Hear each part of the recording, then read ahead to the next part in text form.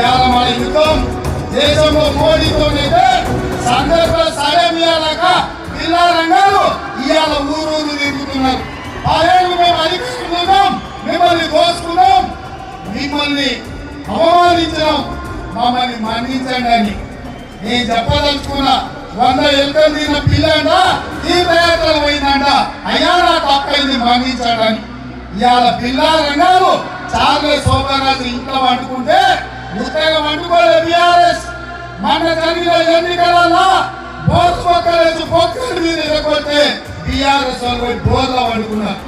ఇవాళ ఓడిపోయి సిగ్గు లేకుండా మళ్ళీ వీధుల్లోకి వచ్చి అక్కడక్కడ రేవంత్ రెడ్డి మేస్త్రి అంటారు.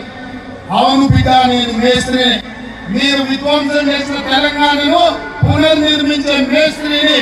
మీరు నిరుద్యోగ యువకుల జీవితాలను చెలగాటమాడింది కదా, అందుకే 30 లక్షల మంది తెలంగాణ నిరుద్యోగ యువకుల భవిష్యత్తును తీర్చిదిద్దే మేస్త్రిని. ఇదే కాదు బిడ్డ, కాసుకో.